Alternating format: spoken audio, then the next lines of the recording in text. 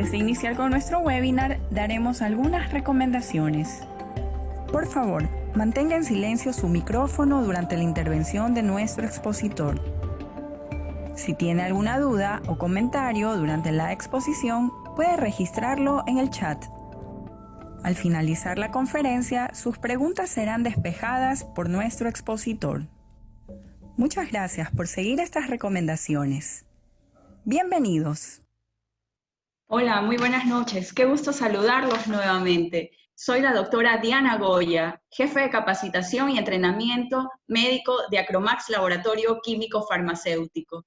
En esta ocasión quiero darles la bienvenida a quienes se están sumando por primera vez a nuestros eventos, a nuestros webinars, y a quienes nos han acompañado. De hecho, quiero agradecer en esta ocasión a quienes nos han hecho llegar a través de nuestros representantes sus comentarios y felicitaciones por el éxito de nuestros eventos. Y sin duda, este éxito es gracias a ustedes. Pues bien, antes de iniciar, quiero recordar ciertas recomendaciones. Les hemos solicitado que por favor mantengan en silencio su micrófono para evitar interrupciones a nuestros expositores. Asimismo, quisiéramos pedir que, si tiene alguna duda, comentario o pregunta, la pueda realizar a través de nuestro chat. En esta ocasión, como contaremos con 3 expositores, queremos pedirle que pueda direccionar su pregunta de acuerdo a la especialidad de su consulta. Asimismo, al finalizar la intervención de nuestros 3 expositores, leeremos sus preguntas para que las mismas sean despejadas. Antes de dar inicio y poder presentar a nuestros expositores que ya están listos, quiero recordarles también que, como en semanas anteriores, hemos venido realizando un sorteo. El mismo lo realizaremos al final de nuestra presentación, después de que se realice la ronda de preguntas, y así pues les pedimos a quienes están registrados se queden con nosotros hasta el final para que puedan participar del sorteo en vivo. Les pedimos que en este caso nos puedan ayudar también, incluso, si es posible, colocando el nombre de como usted lo registró de una forma sencilla. Usted puede ir a la parte donde dice participantes y ahí busca su nombre y pone renombrar para que pueda poner su nombre tal como se registró en nuestro link de registro. Y así sea mucho más fácil para nuestros participantes poder ubicarlos, ¿ok? ¿Cuáles son los premios de esta noche? Tendremos un nebulizador de compresor y asimismo tendremos un segundo premio que es una Samsung Galaxy Tab, que viene pues siendo muy útil para nuestras teleconsultas tal vez, o para sus hijos o nietos, para las clases virtuales. Así que 2 premios muy útiles que serán sorteados en vivo al final y que serán entregados a quienes estén con nosotros hasta el final. Pues bien, para no alargarnos más y poder dar paso a nuestros expositores, quiero comentarles que el tema que abordaremos esta noche pues ha sido un tema que ha sido muy pedido, solicitado por todos los participantes en nuestros eventos anteriores. De hecho, es un tema que ha despertado gran interés a nivel mundial y obviamente dentro de la comunidad médica ecuatoriana. Es por esto que esta noche abordaremos el tema Kawasaki, una rara enfermedad en niños. Está asociada a COVID-19 y para ello contaremos con la presencia de 3 expositores, quienes desde el punto de vista de diferentes especialidades irán abordando de qué se trata esta enfermedad y si está o no relacionada al COVID-19. Por ello contaremos con la presencia del doctor José María Montesinos Urbano. Él es médico pediatra, a quien luego voy a darle el paso. Con él contaremos con nuestra primera exposición. También tendremos un punto de vista desde la especialidad de alergología e inmunología con el doctor Iván Salazar Coello. Él es un médico especialista, alergólogo e inmunólogo, y asimismo contaremos con la presencia del cardiólogo Marco Durán Alemán. quien nos dará finalmente el tema de las complicaciones y de las lesiones a nivel cardiovascular que tiene esta enfermedad. Pues bien, entonces para dar inicio, quiero presentar al doctor José María Montesinos Burbano. Él es médico pediatra, realizó su especialidad en la Universidad Nacional Autónoma de México. Él es miembro del staff del Departamento de Pediatría del Hospital Clínica Kennedy. Y también él fue jefe de la Unidad de Cuidados Intensivos del Hospital Francisco de Icaza Bustamante. Buenas noches, doctor Montesinos. Sea usted bienvenido. Muchas gracias por aceptar nuestra invitación. Buenas noches a todos. Un cordial saludo a toda la audiencia y realmente muy contento de poder compartir con ustedes esta noche. Un agradecimiento especial al Laboratorio Sacromax por la invitación. Como es conocido por todos, en medio de esta pandemia, un síndrome inflamatorio ha sido identificado como multisistémico pediátrico agudo, reportado desde el Reino Unido y los Estados Unidos. Este síndrome se lo ha descrito como un cuadro producido con dolor abdominal intenso, acompañándose de un shock inflamatorio que compromete arterias y múltiples órganos. Este síndrome tiene un nombre que nos suena algo así como genérico, pero tiene mucha similitud en sus síntomas con los de una enfermedad muy conocida por los pediatras, y esta es la enfermedad de Kawasaki. El objetivo de esta noche es considerar la posibilidad de que el COVID-19 tenga una relación de causalidad y o coexistencia con la enfermedad de Kawasaki. Si consideramos la posibilidad de que esta relación existe, entonces, en beneficio del paciente, todo nuestro esfuerzo deberá enfocarse en hacer oportunamente este doble diagnóstico, ya que la benignidad de la enfermedad por COVID-19 descrita para la mayoría de los niños estaría comprometida por las secuelas de enfermedad cardíaca ocasionadas por un Kawasaki no diagnosticado ni tratado oportunamente. Por lo tanto, a continuación será indispensable que procedamos a hacer un breve repaso de la enfermedad de Kawasaki. Bueno, el objetivo de esta noche es considerar la posibilidad de que el COVID-19 tenga una relación de causalidad y o coexistencia con la enfermedad de Kawasaki. Si lo consideramos, la posibilidad de que esta relación exista, entonces en beneficio del paciente todo nuestro esfuerzo deberá enfocarse en hacer oportunamente este doble diagnóstico, ya que la benignidad de la enfermedad por COVID-19 descrita para la mayoría de los niños estaría comprometida debido a las secuelas de enfermedad cardíaca ocasionadas por un Kawasaki no diagnosticado ni tratado oportunamente. A continuación, entonces, procederemos a hacer una revisión breve de lo que es esta enfermedad. El pediatra japonés Tomisaku Kawasaki la describe por primera vez en el año de 1967 y en reconocimiento la enfermedad es nombrada con su apellido, de ahí viene este nombre. A pesar de que estos no son todos los síntomas que se pueden presentar, corresponden a los del cuadro clínico básico, el más frecuente, siendo las adecuadas, por supuesto, para el diagnóstico clínico, como veremos más adelante. Su fisiopatología corresponde a un proceso inflamatorio cuya manifestación principal es la vasculitis sistémica, que se autolimita hacia la 6ª semana de la enfermedad en su evolución natural. Su causalidad está asociada a un proceso infeccioso y o autoinmune, participando virus, bacterias, inmunodeficiencia y posiblemente una predisposición genética.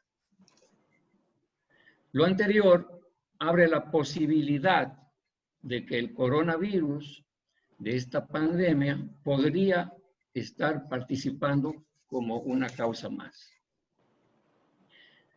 La enfermedad no tratada tiene complicaciones cardiovasculares potencialmente mortales a corto, mediano y largo plazo y constituyen la primera causa de cardiopatía adquirida en la infancia.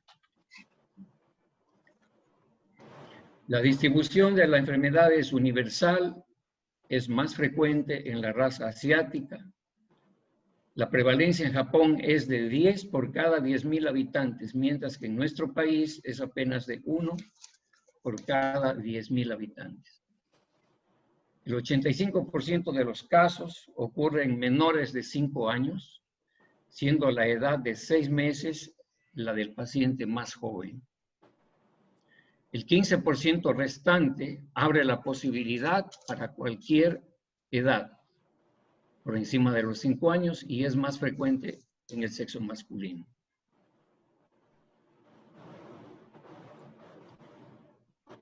Los criterios diagnósticos. Debido a la multiplicidad de síntomas que podrían presentarse por ser una vasculitis generalizada, se requiere que al menos 4 de estos síntomas, de estos 5 síntomas, que son los más frecuentes, más 5 días de fiebre, basten para hacer el diagnóstico clínico con un alto grado de certeza.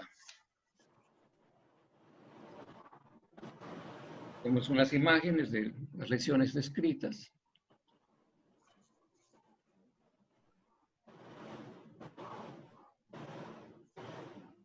Esta lámina es interesante porque se relaciona mucho con el planteamiento de la charla de la noche.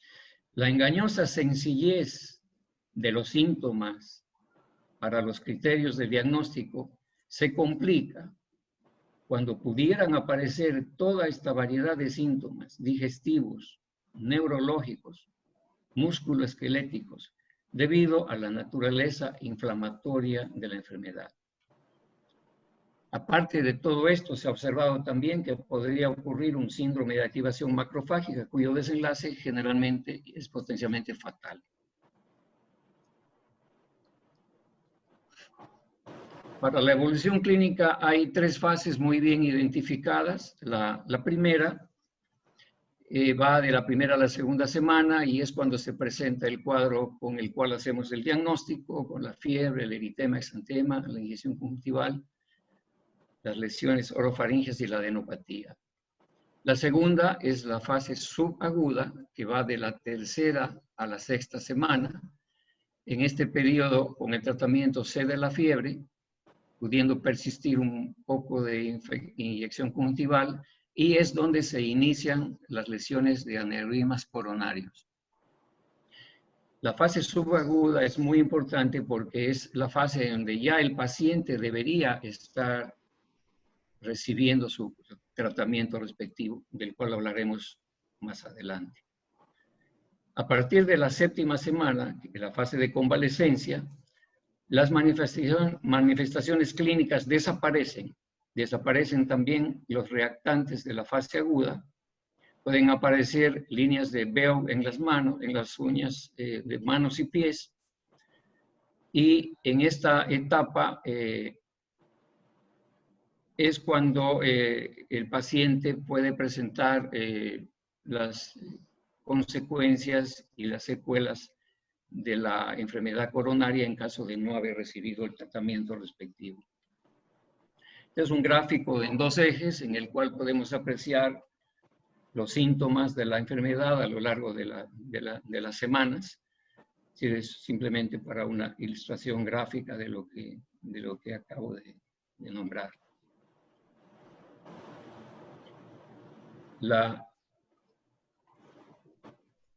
La existencia de otras formas clínicas, como son el Kawasaki incompleto, cuando faltan los criterios para su diagnóstico, o la del Kawasaki atípico abren una gran puerta de posibilidades para la causalidad y la coexistencia con el COVID-19. En cuanto al laboratorio de esta enfermedad, todos sabemos que no existe una prueba de laboratorio específica para diagnosticarla, y las alteraciones que se muestran son las más frecuentes, encontradas todas ellas relacionadas con elevación de los reactantes, como ocurre en todo proceso inflamatorio e infeccioso. Un ecocardiograma oportuno, confirmatorio prácticamente, al encontrar estas alteraciones cardíacas características de la enfermedad de Kawasaki, todas ellas potencialmente reversibles con un tratamiento temprano.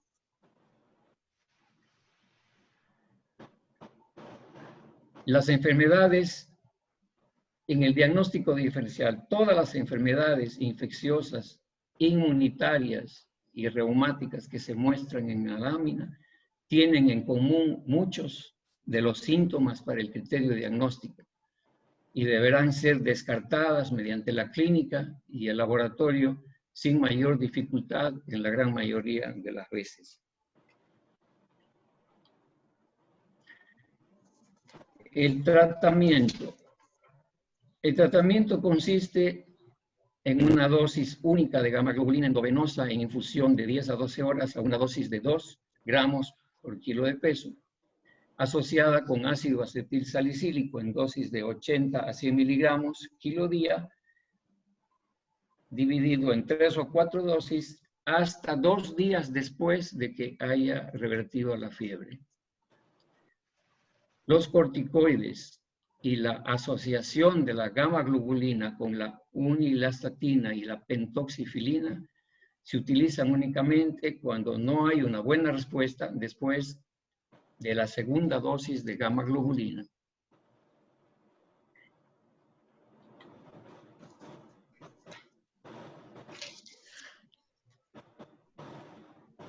Esto es un método mnemotécnico, parece ser una fórmula matemática, pero realmente es un truco.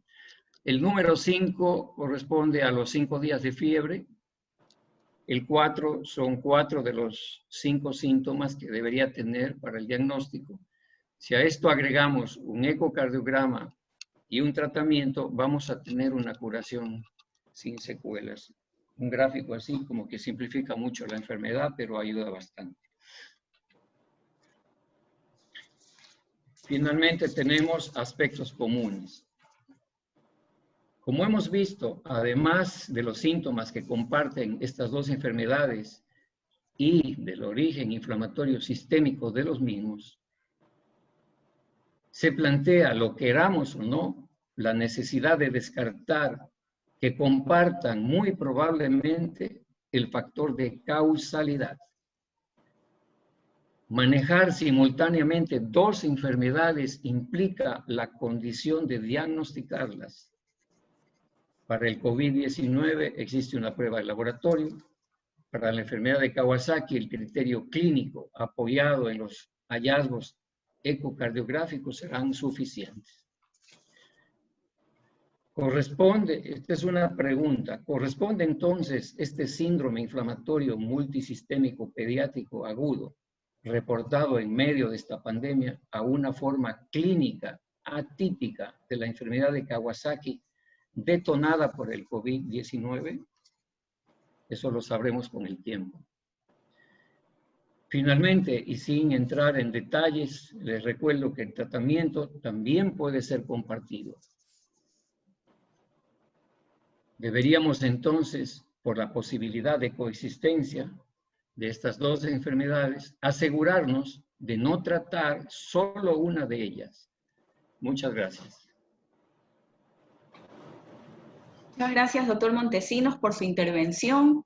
Sin duda alguna hemos visto un enfoque general de la enfermedad de Kawasaki. Con nuestro siguiente expositor iremos profundizando en esta enfermedad. Abarcaremos ahora un diagnóstico diferencial y también cuáles son esas pruebas complementarias desde el punto de vista de la inmunología. Para ello le doy paso al doctor Iván Salazar Coello.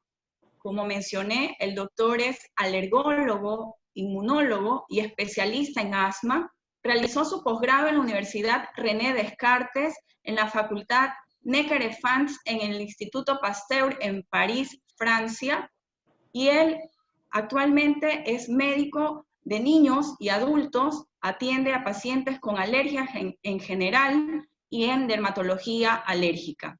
Sea usted bienvenido, doctor Salazar. Buenas noches. Muy buenas noches a los colegas, amigos, compañeros, a la doctora Goya, un agradecimiento igual al laboratorio Acromax, el darnos la oportunidad de participar en este tipo de eventos y de conversar de ciertas acápites, de ciertas enfermedades. En este momento pues nos ha tocado a los tres hablar de una enfermedad rara, que por el momento ha tomado nuevamente un tratamiento de discusión, de programación a nivel mundial. Continuando con el relato de esta enfermedad, indicaré que en toda enfermedad, para que exista un diagnóstico, tiene que haber signos, tiene que haber síntomas. En esta enfermedad, efectivamente, como ha manifestado el doctor Montesinos, existen los signos clínicos característicos para llegar a un diagnóstico de enfermedad de Kawasaki. Para motivos de comprender mejor esta enfermedad, existe la enfermedad de Kawasaki clásica, en la cual existen criterios diagnósticos que exigen la presencia de fiebre durante al menos 5 días y por lo menos 4 a 5 de las otras características de la enfermedad.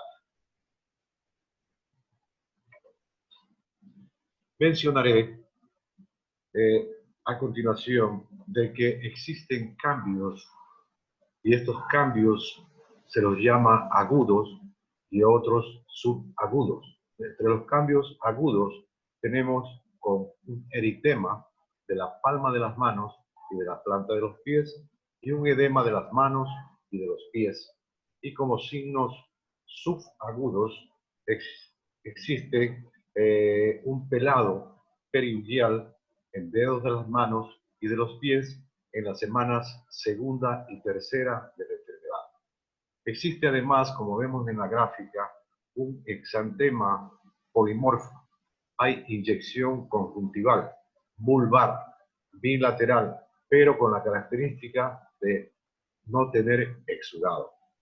Existen cambios en los labios con un pelado, con una partida de los labios, a veces sangrado, y existe además una inyección conjuntival, vulvar, bilateral, que también no tiene exudado.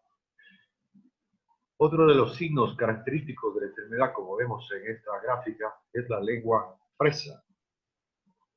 Además, debo mencionar que dentro de los signos existe una inyección difusa de la mucosa oral y faríngea, y además una linfadenopatía cervical, con una característica de que el ganglio más o menos presenta un diámetro de 1.5 centímetros y que habitualmente es unilateral y no a veces doloroso. Entonces, los pacientes con fiebre de al menos 5 días y por lo menos 4 criterios clínicos ya pueden ser diagnosticados de esta anomalía, de esta enfermedad, y se debe realizar un ecocardiograma y donde se detectarán las anomalías de las arterias coronarias, que puede hacerse este diagnóstico al 4.º día. Pero debo manifestar que los médicos que tienen experiencia, que han tratado muchos pacientes con enfermedad de Kawasaki, ya pueden hacer el diagnóstico y establecer el diagnóstico antes inclusive del 4º día de la enfermedad. Mencionaré, entre otras de las observaciones clínicas y de laboratorio, que existen observaciones cardiovasculares, entre las que se manifiesta una insuficiencia cardíaca congestiva con miocarditis, pericarditis, insuficiencia valvular, anomalías además de las arterias coronarias, aneurismas de las arterias coronarias de tamaño pequeño o medio, hay un fenómeno de Raynaud, hay gangrena periférica. A nivel del tubo digestivo se manifiestan alteraciones con diarrea, vómito, dolor abdominal, hay una insuficiencia hepática y hay una hidropesía en la vesícula biliar. En el sistema osteomuscular encontramos artritis, artralgias y a nivel del sistema nervioso central una irritabilidad extrema, especialmente en los lactantes. Hay meningitis aséptica y hay una pérdida de la audición neurosensitiva. A nivel del sistema genitourinario se puede encontrar una uretritis o una meatitis. Y otra de las características que se puede encontrar es un eritema e induración de la inoculación de la vacuna BCG. Además, se puede encontrar una uveitis anterior leve y además un exantema descamativo, especialmente en la zona anal, que produce mucha molestia al paciente.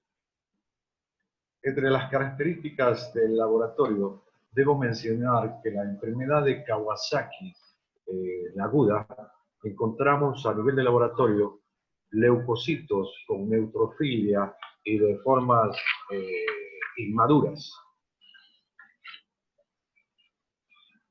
Hay una de las velocidades de sedimentación globular que está aumentada. Existe una proteína C reactiva elevada, existe anemia de acuerdo a la edad del paciente, los lípidos plasmáticos se encuentran alterados, hay una hipoalbuminemia, hiponatremia, trombocitos después de la primera semana, hay una piuria estéril, transaminasas séricas elevadas, la gamma-glutamiltransferasa sérica se encuentra elevada, hay pleocitosis de líquido cefalorraquídeo y leucocitos a nivel sinovial. Los casos incompletos más frecuentes en los lactantes, que son lamentablemente los que tienen mayor probabilidad de sufrir una enfermedad arterial coronaria. El reconocimiento depende de un elevado índice de sospecha y del conocimiento de las manifestaciones clínicas características ya referidas de la enfermedad. Pero por desgracia, si no se establece el diagnóstico y se instituye un tratamiento adecuado, puede ocurrir una muerte súbita secundaria a un infarto del miocardio o una ruptura de un aneurisma. O pueden presentar una enfermedad coronaria asintomática grave que no se detecta hasta que aparezcan síntomas de isquemia del miocardio en fases posteriores de la vida. Dentro del diagnóstico diferencial habíamos ya escuchado al doctor Montesinos, que comprenden pues la escarlatina, el síndrome de shock tóxico, el sarampión, la infección por adenovirus, reacciones de hipersensibilidad a medicamentos como el síndrome de Stevens-Johnson, la artritis reumatoide infantil y con menos frecuencia la fiebre moteada de las montañas rocosas y la leptospirosis. El diagnóstico preciso de la enfermedad incompleta sigue siendo un desafío para los médicos. Los casos inusuales deben remitirse a un profesional con experiencia.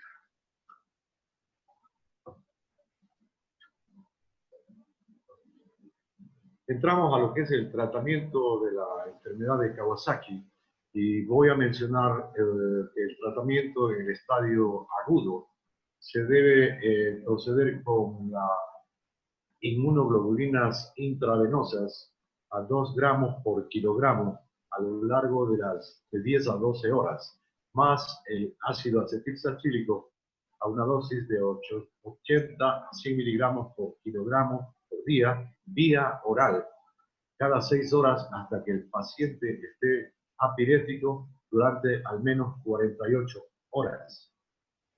En el estadio de convalescencia, el ácido acetilsalicílico a una dosis de 1 a 5 miligramos por kilogramo vía oral, una vez al día hasta 6 a 8 semanas después del inicio de la enfermedad, si hallazgos coronarios son normales a lo largo de la evolución.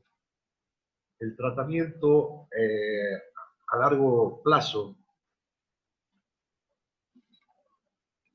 corresponde con ácido acetilsalicílico, pacientes que no responden a la inyección de inmunoglobulinas humanas, se ha sugerido la utilización de un producto, el clopidogrel, a la dosis de 1 miligramo por kilogramo por día y un máximo de 15 miligramos. La mayoría de expertos añaden warfarina o heparina de masa muscular baja a todos los pacientes con riesgo particular alto de trombosis. La trombosis coronaria aguda se trata con un tratamiento fibrinolítico rápido con activadores del plasminógeno tisular u otros fármacos trombolíticos bajo la supervisión siempre de un cardiólogo. En esta tabla, pues, únicamente para que la visualicen, por cuanto ya es un resumen de lo ya mencionado, de lo ya explicado. Debo indicar que el síndrome de Kawasaki es la primera causa de cardiopatía adquirida en niños, ya que en un 20% se forman aneurismas coronarios. El tratamiento con dosis altas de ácido acetilsalicílico o inmunoglobulinas disminuye la incidencia de aneurismas coronarios, por lo que se recomienda esta terapia inicial de inmunoglobulina intravenosa con una dosis de 400 miligramos por kilogramo por día durante 4 días dentro de los primeros días del diagnóstico de la enfermedad, más ácido acetilsalicílico. Las inmunoglobulinas están indicadas en el tratamiento de la enfermedad de Kawasaki, disminuyendo claramente las secuelas cardíacas que ésta pueda originar.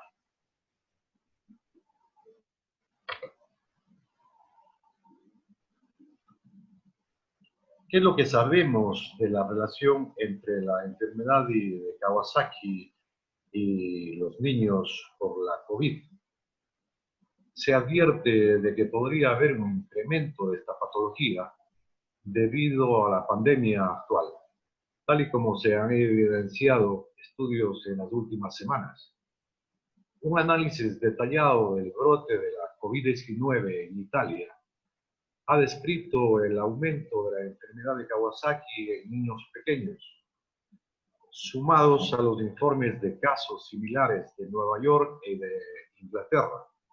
Normalmente, una cuarta parte de los niños afectados experimentan complicaciones cardíacas, pero la afección rara vez es mortal si se trata adecuadamente.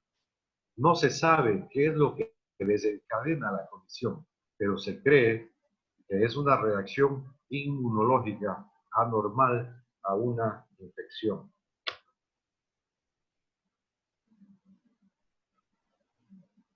Así es la enfermedad que afecta a los niños con COVID-19. Los cuadros de enfermedad de Kawasaki se caracterizan por un inusual dolor abdominal, acompañado de síntomas gastrointestinales, con diarrea y o vómitos, con aceptable estado general. No solo esto, sino que también suelen acompañarse de fiebre, eritrodermia e inyección conjuntival, solapándose con la enfermedad de Kawasaki.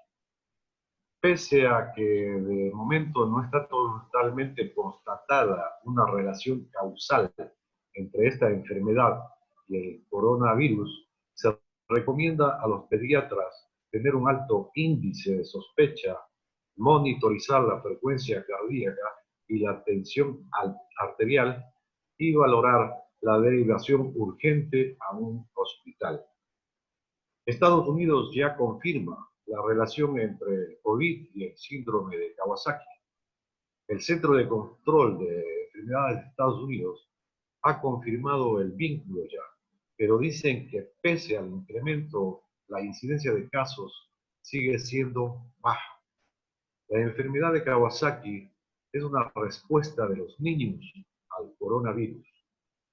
La investigadora Cohen, argentina, radicada en Inglaterra, alertó que los niños, ella utiliza el término, responden de otra manera al coronavirus y que lo hacen con el síndrome inflamatorio multisistémico, desarrollando una hiperrespuesta que se la conoce como tormenta de citoquinas.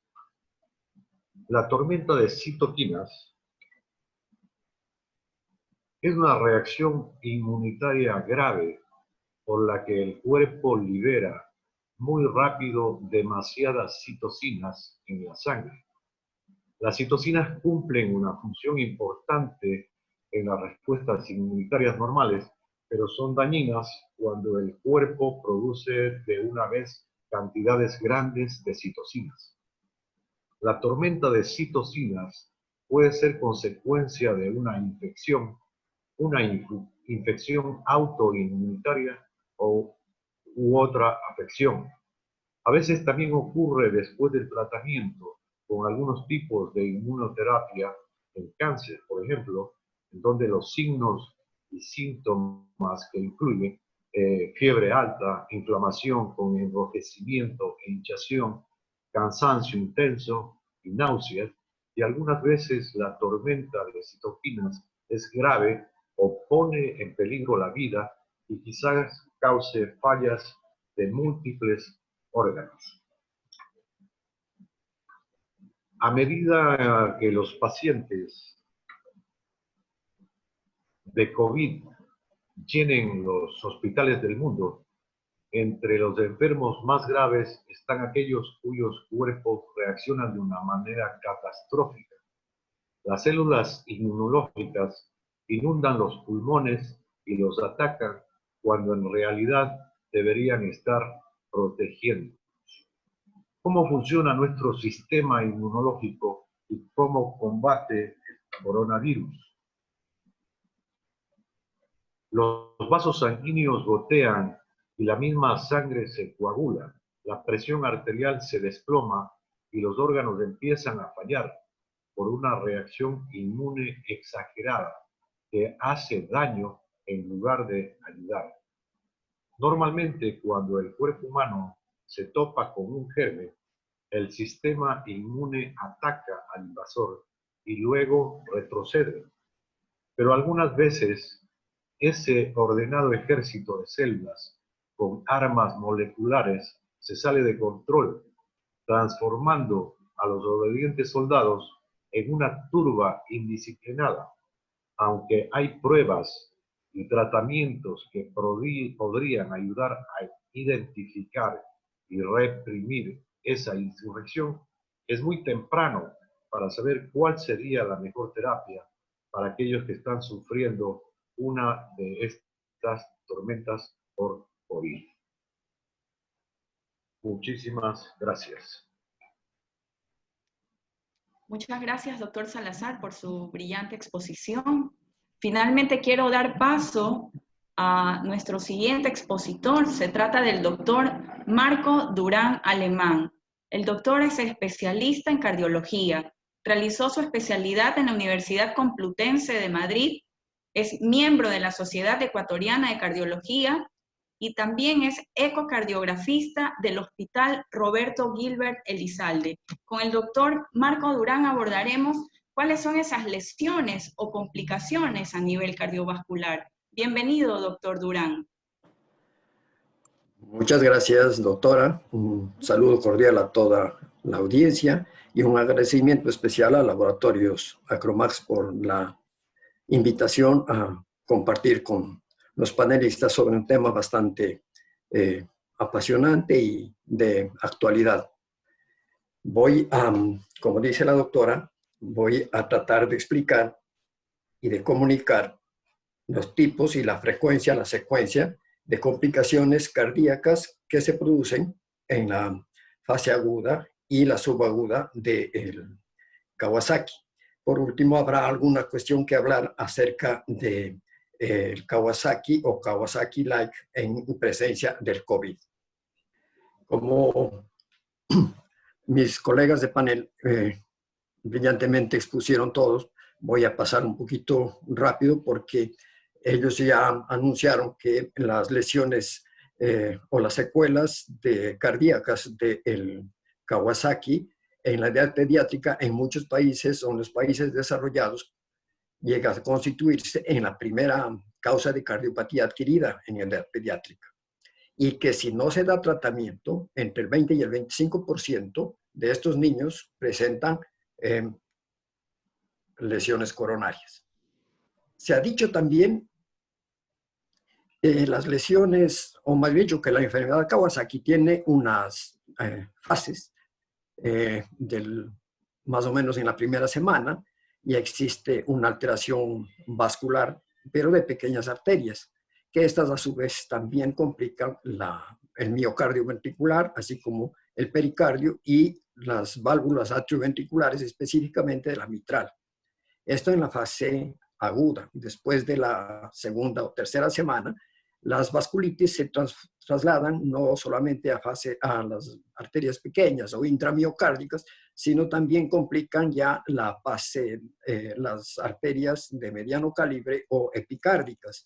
Y es frecuente ver que ya la formación no solamente de ectasia de las paredes de los vasos coronarios, sino también se forman aneurismas. Pericarditis y miocarditis siguen estando presentes. Después de la sexta semana, existe una fase de proliferación de la mioíntima de la arteria, la inflamación valvular, pericárdica y miocárdica han cesado y se inicia un proceso de cicatrización arterial. Para diagnosticar las lesiones cardíacas en la enfermedad de Kawasaki, existen muchos métodos que son prácticamente los mismos que se utilizan para adultos y para otro tipo de patología cardíaca. Pero la más importante, la más rápida, la más barata y la más certera es la ecocardiografía, que eso me voy ahora a pronunciar. Esta es una imagen de ecocardiografía modo M. Esta corresponde a la fase aguda antes de la infusión de inmunoglobulina. Podemos observar que hay una dilatación de la cavidad del ventrículo izquierdo, existe una disminución de la contractilidad miocárdica y por ende se presentaba la fracción de eyección un poco descendida. Luego de la infusión de la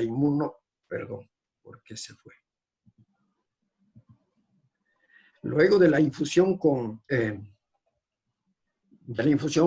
de inmunoglobulina intravenosa, hicimos un control 24-48 horas después y el cuadro completamente diferente. Se ve que hay una mejor modulación en la contracción del miocardio. El diámetro del ventrículo izquierdo se volvió a la normalidad y la frecuencia y la fracción de eyección, que era inferior a 50%, antes de la infusión, esta se recuperó y superó y se normalizó. Una de las formas novedosas que contamos en el hospital para evaluar de una manera más certera el rendimiento del miocardio es el strain miocárdico o medido por el Speckle Tracking. el strain miocárdico lo que hace es hacer la suma o la suma entre la dimensión diastólica de la fibra miocárdica y la dimensión sistólica. La diferencia siempre podrá ser de 20%, pero cuando en fase aguda pudimos hallar, estas líneas son las representaciones de los segmentos del ventrículo izquierdo. Miren ustedes que en fase aguda la profundidad no llega sino a pasar alrededor de 15, cuando lo normal es 18 a 20. Tenemos que además las fibras se contraen no tan homogéneamente, peor acá, que tienen una contracción extemporánea, porque esta de aquí que dice CVA es el cierre de la válvula aórtica, pasan y se contraen después de que la válvula aórtica haya cerrado. Y por último, en esta fase es más representativa porque encontramos que no solamente se forman unas curvas heterogéneas, sino también algunas se ponen antes. El centro es un ojo de buey que nos presenta en la parte periférica de la circunferencia los segmentos basales del ventrículo, en la central la parte media y hacia el centro es el ápex.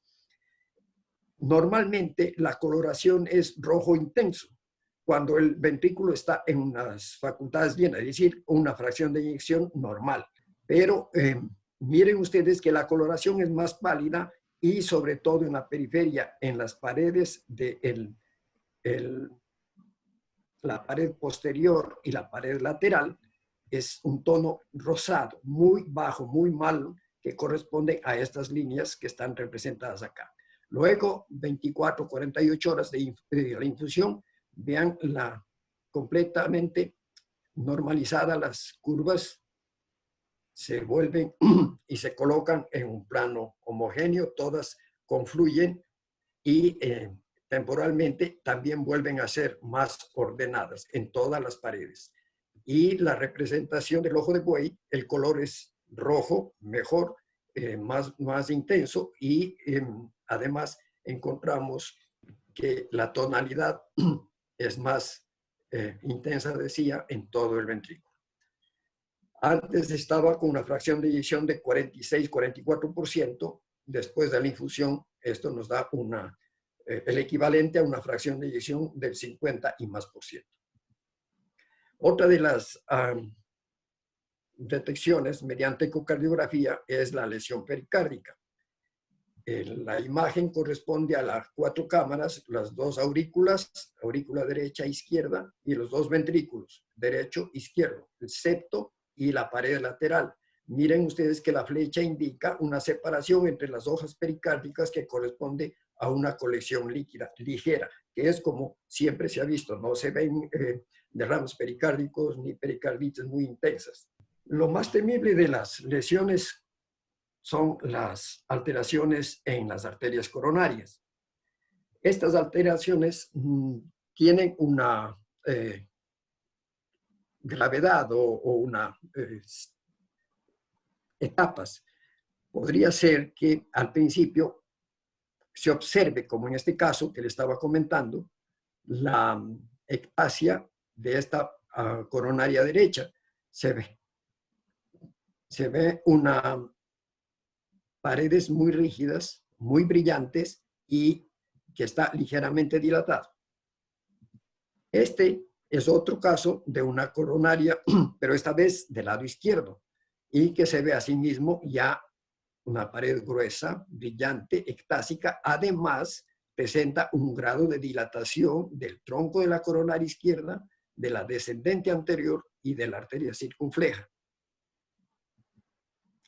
Este es una imagen que nos representa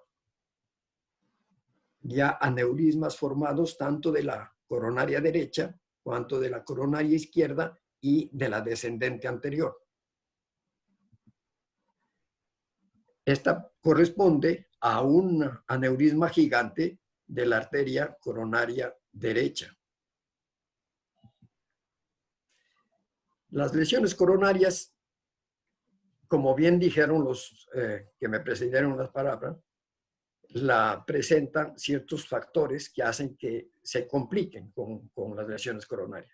Cuando una fiebre permanece refractaria a pesar de la infusión de inmunoglobulinas, cuando los niveles de proteínas C reactivas son altos, es decir, en general los restantes de fase aguda, existe un alto grado de leucocitosis, una trombocitopenia, al revés, suele ser más bien trombocitosis, pero hay una trombocitopenia. El tratamiento no llega a tiempo, no se realizó a tiempo, ya sea por después, que se llegó después, o inclusive cuando se trata antes. Y el sexo masculino, y como dijo el doctor Montesinos, los chiquitos menores de 1 año son los que presentan una complicación mayor de tipo de lesiones coronarias. La eclosión de esta pandemia, se observó que algunos chicos empezaron a tener una respuesta muy exagerada y aberrante de su sistema autoinmune. Parece que estos responden a un patógeno, pero que no están identificados aún, pero tendría que ser una predisposición genética.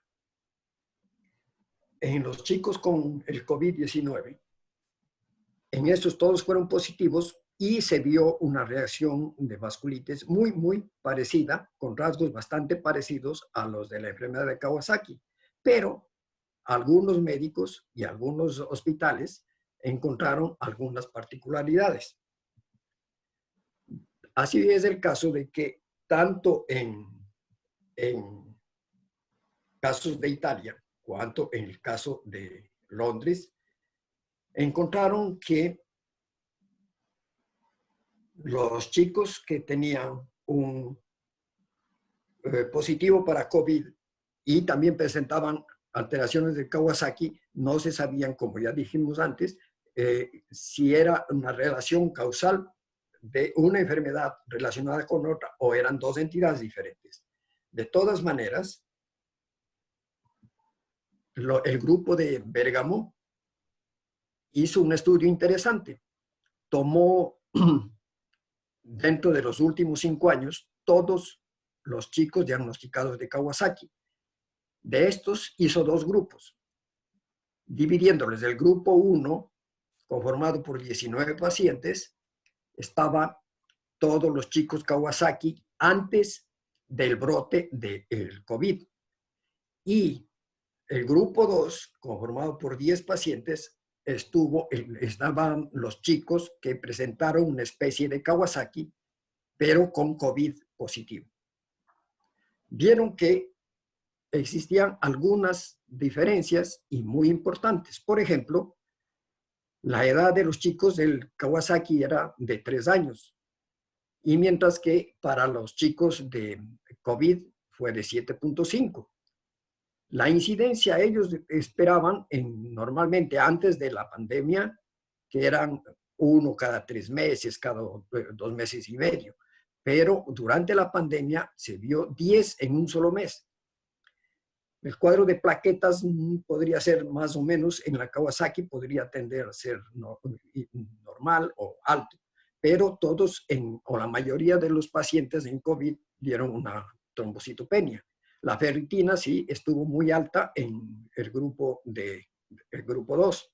Las lesiones cardíacas fueron un poco bajas en el grupo de Kawasaki clásico, y mientras tanto que el 60% de los pacientes del grupo COVID tuvieron complicaciones cardíacas. Algunas de esas complicaciones, sobre todo la afectación miocárdica, fue severa, al tanto que hubo necesidad de tratar con shock en 5 de ellos, y esta que es el síndrome de activación de los macrófagos, que es como ustedes conocen, una expresión muy severa de respuesta inmunológica, también presentaron en 5 pacientes de 10.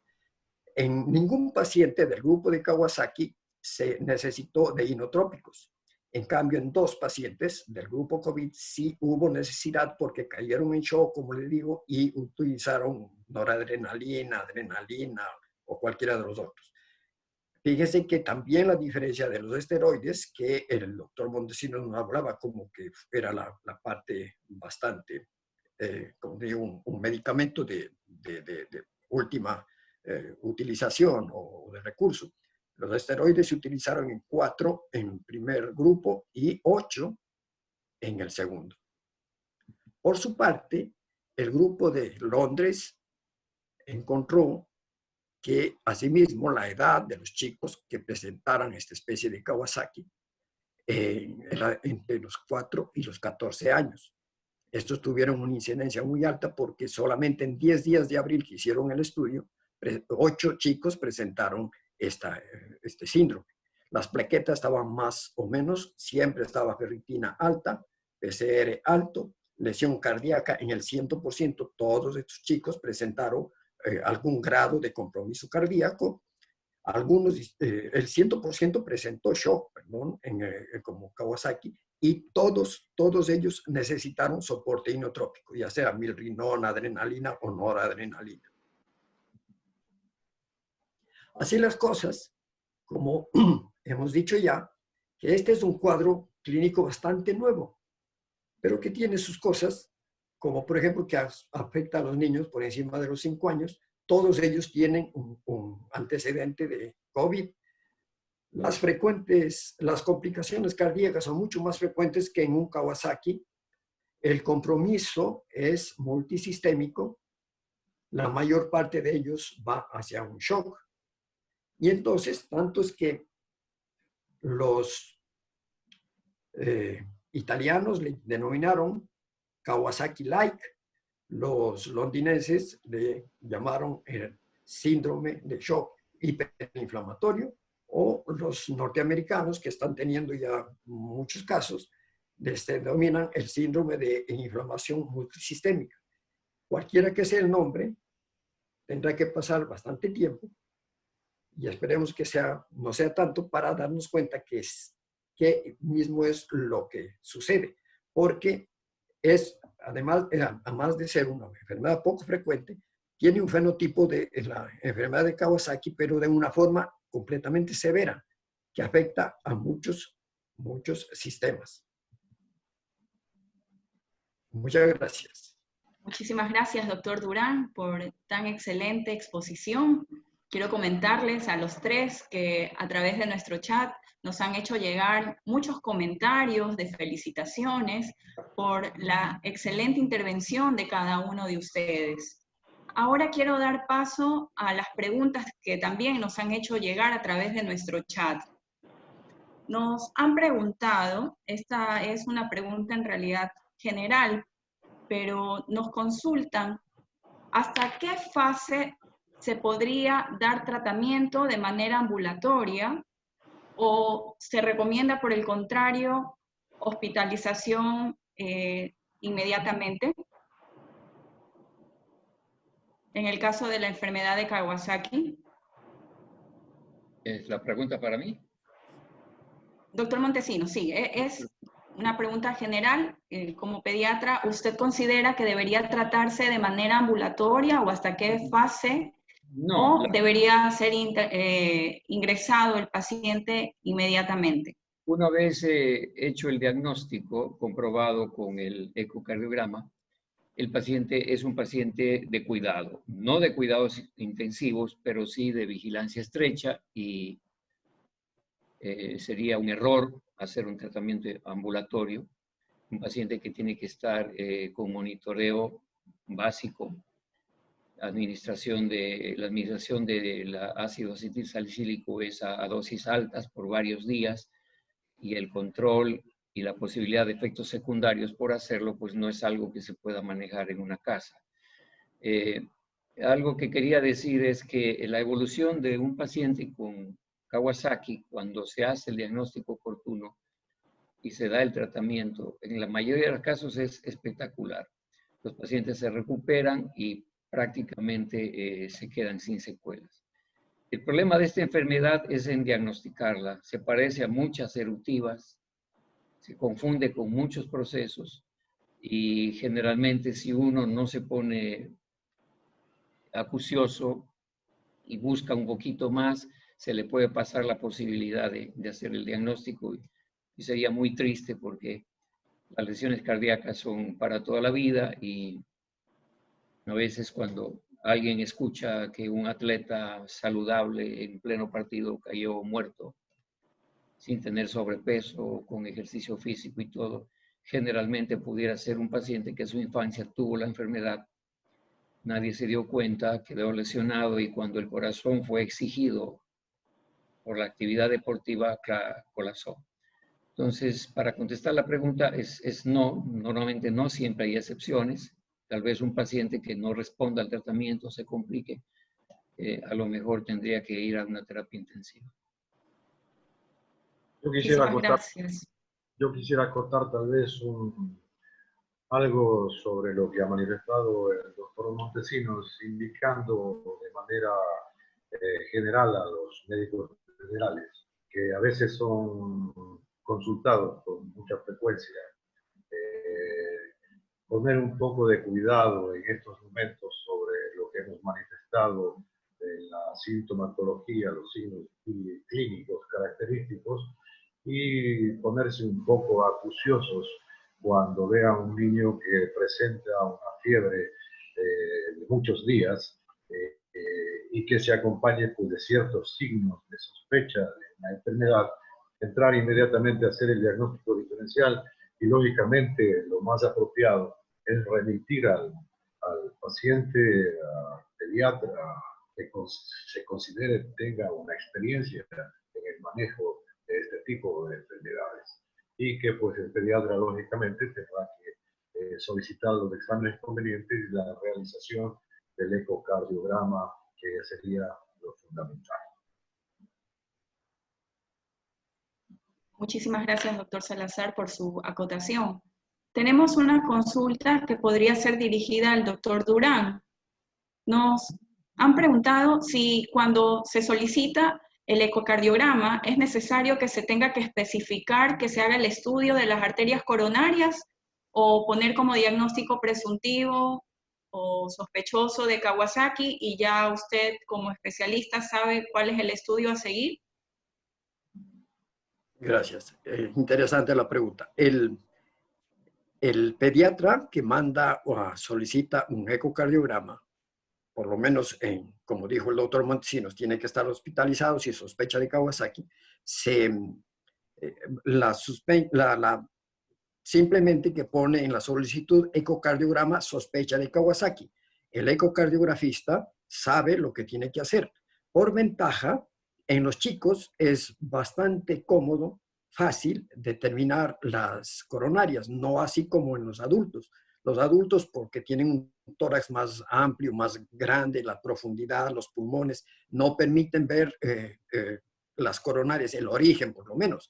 Pero en los chicos sí, por su tórax delgadito, no hay mucha profundidad, y los transductores de los equipos son mucho más especiales en los chicos, en los niños, y permiten ver muy claramente las lesiones coronarias, sí.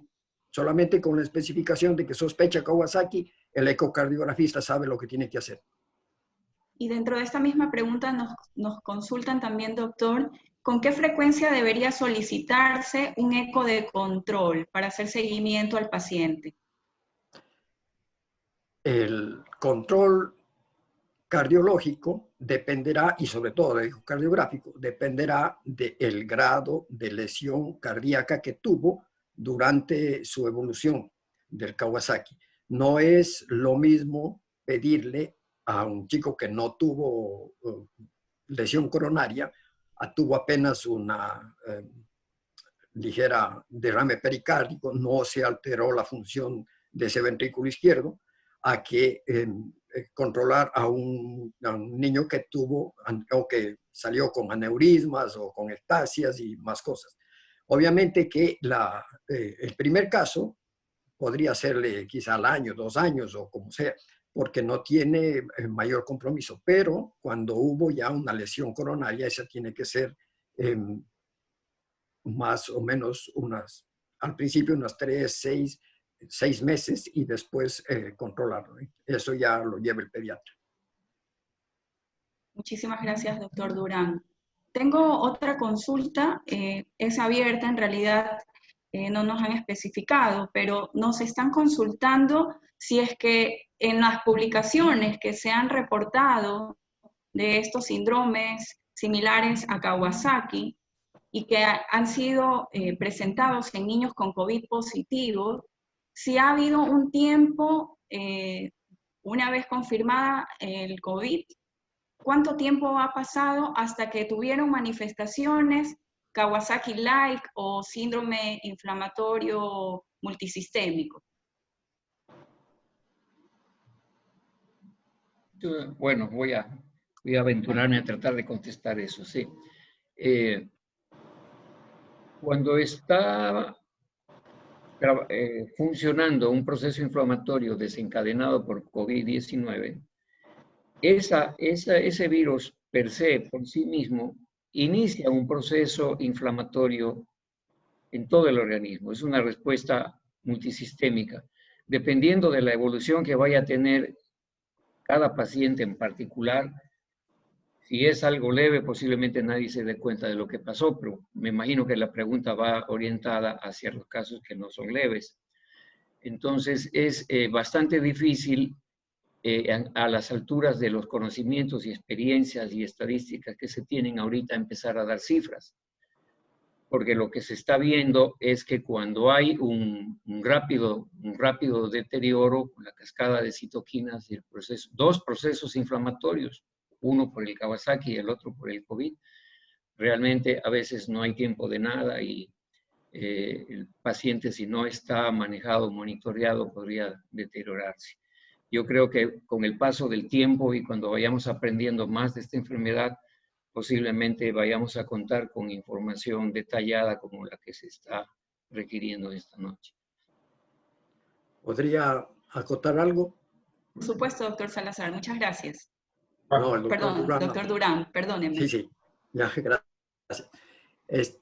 Sí, lo que dice el doctor Montesinos estoy completamente de acuerdo, sino quería argumentar algo más. El asunto es que en COVID actualmente, en los chicos, se comporta de una manera diferente, sin entrar en lo de Kawasaki, sino que la misma COVID no ataca al aparato respiratorio. De hecho, los chicos con COVID positivo no tienen mayores síntomas respiratorios, sino más bien gastrointestinales y hasta neurológicos. De hecho, yo creo que deberíamos, ante el desconocimiento que, como dice el doctor Montesinos y el doctor Salazar, el desconocimiento de esta patología, que no tenemos muy cosas en claro, deberíamos actuar si es que hay síntomas en un chico con COVID positivo. Si yo tengo un chico con manifestaciones del tipo de Kawasaki, yo sigo el tratamiento y hago sin necesidad de que esperar mayor cosa. Muchísimas gracias, doctor Durán. Nos han consultado en aquellos pacientes que tal vez son o tienen hipersensibilidad a los AINES, incluido el ácido acetil salicílico, ¿cuál sería la alternativa para estos pacientes? Bueno, qué mala suerte, porque estamos hablando de una situación fatal. Se me ocurre contestar que habría que buscar inevitablemente el uso de corticoides, es decir, el único recurso que nos quedaría para tratar de sacar a esos pacientes, ya que una alergia al ácido acetil salicílico o a cualquier otro antiinflamatorio por sí mismo puede acabar con la vida del paciente antes que la enfermedad. Entonces es una situación bastante desafortunada la que se está planteando y se convertiría prácticamente en un reto terapéutico. Yo quiero acotar también un poco sobre la pregunta. Efectivamente, los casos de alergia a los AINES, entre los que incluiría el ácido acetil salicílico, son frecuentes, desgraciadamente. Esta enfermedad de Kawasaki se tiene que utilizar este tipo de medicamentos, y lo que yo aconsejaría es directamente utilizar la metilprednisolona en una dosis de 30 miligramos por kilogramo por día durante 3 días, que sería el sustituto para los pacientes que presentan una hipersensibilidad medicamentosa a este grupo de medicamentos. Muchas gracias, doctor Salazar y doctor Montesinos. Nos han consultado respecto a casos en nuestro país. Si acaso ustedes tienen reportes de casos en nuestro país ya confirmados con COVID positivo en niños y que hayan tenido una manifestación similar a Kawasaki.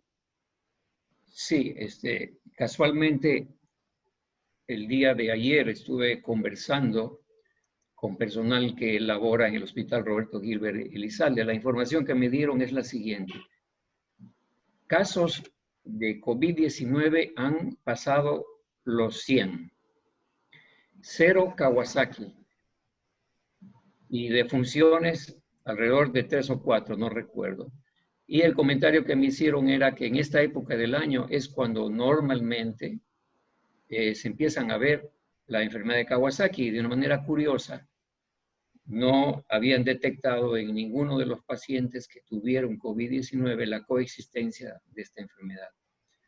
Habrá que esperar, no creo que este dato sirva para tomar conclusiones al respecto. Todavía estamos, no sé si, espero que estemos a la mitad del camino, pero creo que esto es de camino mucho más largo y posiblemente empecemos a ver otras situaciones que hasta el momento no se han reportado.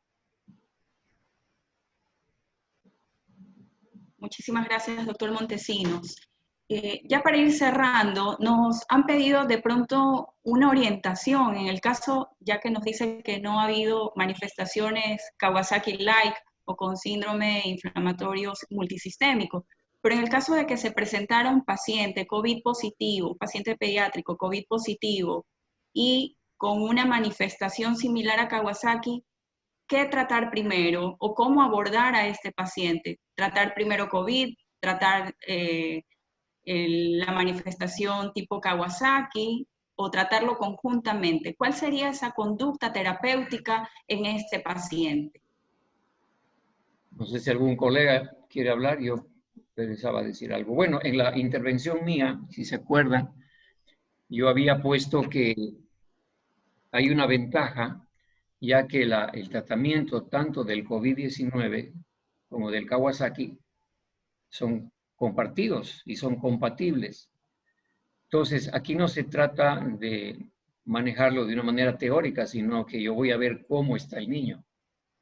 A lo mejor el niño tiene Kawasaki COVID y no le pasa nada y se pasa en una habitación normal y no requiere cuidados intensivos.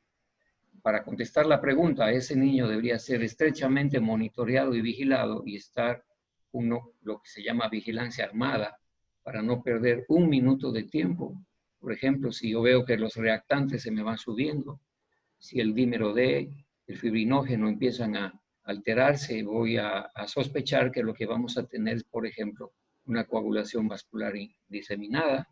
Si veo que el proceso inflamatorio está disparándose, voy a tener que recurrir al uso de corticoides, ¿por qué no de la gamma globulina también? Y aventurarse a poner ácido acetilsalicílico. Lo que pasa es que en lo que nosotros conocemos estamos seguros, pero en lo que no conocemos tenemos a veces miedo de probar cosas. Conversaba yo el otro día con una colega pediatra del Hospital Roberto Gilbert y le decía, cuando tenemos el Kawasaki no tenemos miedo de dar 100 miligramos por kilo a un niño por 10 días. ¿Y por qué tenemos miedo cuando hay un COVID-19 que posiblemente puede morirse y no le queremos dar solo porque no tiene el membrete de Kawasaki? Entonces, esas son cosas que tenemos todos los médicos, el miedo a lo desconocido, el sentido de responsabilidad de no cometer errores, a veces nos puede hacer cometer errores por no tomar decisiones que en un momento dado podrían salvar la vida de alguien. Excelente comentario, doctor Montesinos. Sin duda nos orienta muchísimo a tener esa decisión y ese criterio oportuno con cada uno de nuestros pacientes. Simplemente para cerrar, ya para leer la última pregunta, nos han consultado en pacientes que requieran de corticoterapia, teniendo en cuenta que los corticoides per se son inmunosupresores. ¿Cómo podríamos abordar a un paciente que requiera de corticoterapia tempranamente en un paciente de COVID positivo y que tenga manifestación tipo Kawasaki? ¿Anteponemos ese tratamiento con corticosteroides o sería más viable tratar el Kawasaki? Doctor Salazar, tal vez quiere hablar algo. Yo Sí. estoy hablando mucho. No, tú tienes la palabra, José. Y porque eso es para el pediatra. Sí, por eso, pero estoy acaparando las respuestas. Ya, mire, otra vez, todo manda, el paciente manda. Si yo tengo un paciente que está empezando a mostrar un síndrome inflamatorio muy activo, indudablemente puedo tomar la decisión de empezar corticoides, pero no olvidemos que siempre puedo monitorear lo que hago y siempre puedo retroceder en mi decisión. ¿Quiénes hemos manejado niños críticos en terapia intensiva? Esto es un fenómeno dinámico, no es una receta de hacer un plato de cocina, porque los niños son diferentes. El mismo procedimiento de un paciente puede ser diferente en otro. Entonces, el monitoreo constante de cualquier decisión que se tome nos autoriza a rever la decisión. Y siempre estaremos dando pasos cautelosos con la opción de cambiar la decisión si el paciente nos lo exige. Estamos aprendiendo acá. Esta es una enfermedad nueva que ha puesto de cabeza algunos criterios. Se empezó diciendo que no se use antiinflamatorios porque había problemas y resulta que el proceso es inflamatorio. Entonces, si yo uso corticosteroides, a mí me enseñaron en la universidad que el corticosteroide baja las defensas. Está bien, baja las defensas, pero si las tengo en 1000, que van a atacar mi propio cuerpo y me van a matar. Si uso corticoides y le bajo a 60, en donde modero la actividad del medicamento y la pongo a un nivel terapéutico para mí, entonces eso va a funcionar. Entonces hay que tener una mente bien abierta para no agarrarse de conceptos teóricos y más bien aplicarlos dependiendo a la dinámica y a la evolución clínica de cada paciente. El paciente que está en la cama 5 puede evolucionar con el mismo tratamiento diferente al paciente de la cama 6. Entonces, esto es verdaderamente un reto y insisto, se van a empezar a descubrir cosas, posiblemente van a haber conclusiones, estudios, ensayos clínicos en donde se logró demostrar si todos estos medicamentos que se han estado escuchando que funcionan.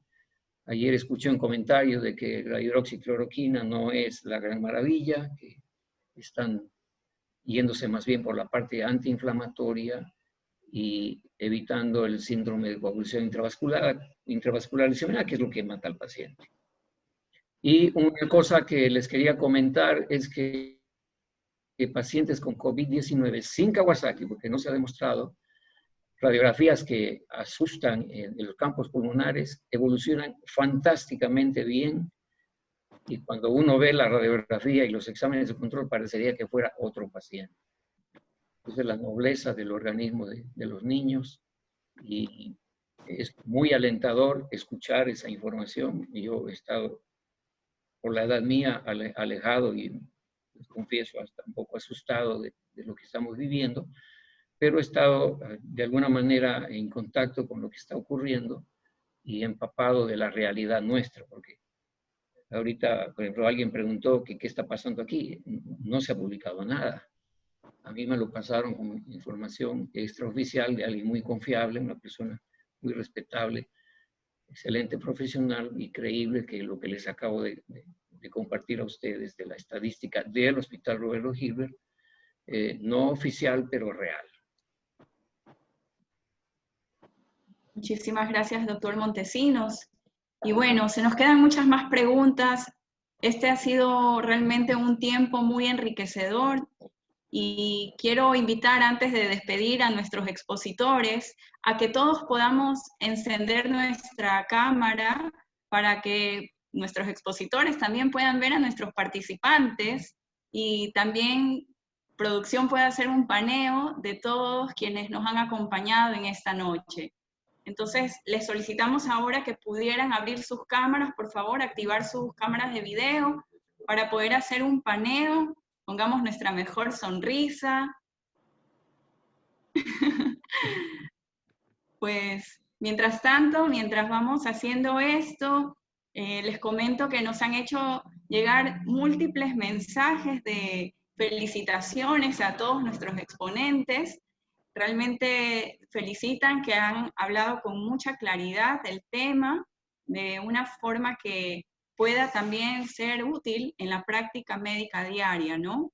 Me permiten ahora mencionar personas que nos han escrito, que nos están acompañando desde Miami, incluso, de Esmeraldas, de diferentes sitios de nuestro país, y pues siguen llegando las felicitaciones a cada uno de ustedes. Muchísimas gracias, doctores Salazar, doctor Montesinos, doctor Durán, por haber aceptado la invitación de Laboratorios Acromax y por haber compartido con nosotros su experiencia. Gracias a ustedes. Gracias. Gracias al laboratorio y al Gracias. personal que nos ayudó para que esto se lleve a cabo. Muchísimas gracias. ¿Me confirma entonces, producción, si tomamos el paneo? ¿Ya están las fotos? Me dicen que sí.